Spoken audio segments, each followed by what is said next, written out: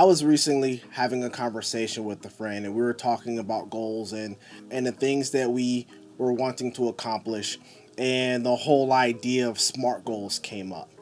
And I have to say, I'm not a huge fan of SMART goals. Now, let me preface by saying I worked in corporate HR coming out of college, and the function of my job was to oversee the performance management process, right? So, making sure that employees set their goals at the beginning of the year, making sure at the end of the year, making sure they were having their performance management conversations about their goals and where they landed at the end of the year. And then, of course, all that lined up with their overall ranking and at their end of the year bonus or salary increases. So, for the first part of my career, SMART goals were at the very foundation of a lot of the things that I saw in regards to that process. And it became a significant piece of how I operated and how I set goals for myself personally. Then I became an entrepreneur, right? And I started to see things through a little bit of a different lens. My biggest issue with SMART goals has to do with the time frame. And in so many situations, I see people setting a very specific deadline for that particular goal, right? I did it as well. And through my experience, I realized that setting that specific timeline for that specific goal ultimately became very detrimental. And here's why. As people, we have a tendency to get in our heads about everything.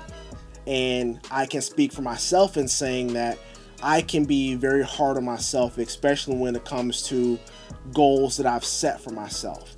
And anytime I set a goal for myself with a specific date, whenever that date was approaching, I would immediately get in my head. Okay, what am I doing?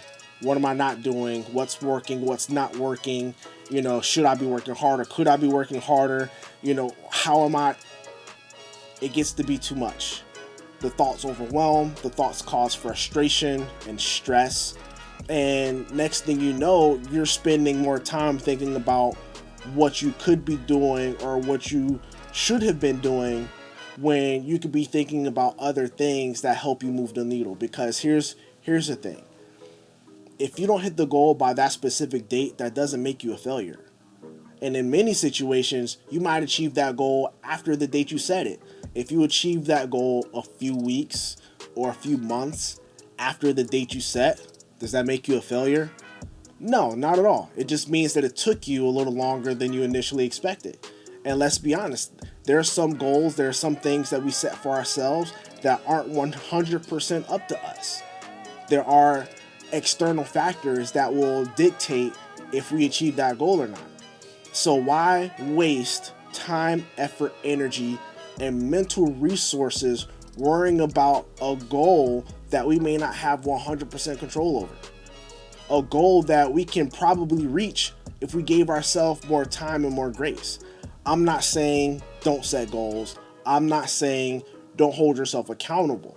I'm saying give yourself the time and the space to be successful.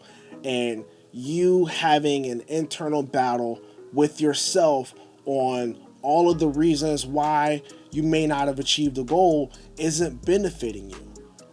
What will benefit you is to continue working on moving the needle in the ways that you can and allowing yourself to use whatever free capacity you have to work on other things to help you move the needle, right? So me as an entrepreneur, if I'm thinking about goals specifically for my company, and let's say we're talking about numbers here.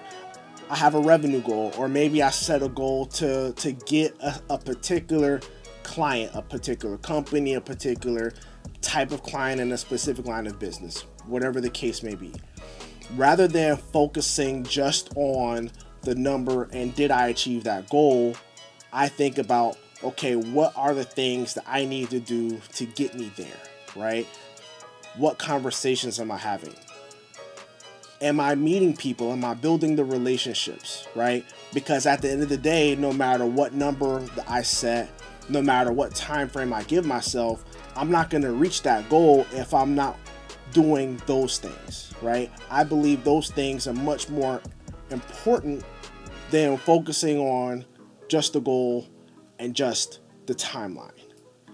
And truthfully, I believe that if people, including myself included, because I still struggle, focused more on giving yourself the time and the space to achieve the goal rather than always restricting yourself to a specific timeline, you'll enjoy the process that much more because you're less stressed and you're able to focus more because you're not worrying about all the things that you don't have control over.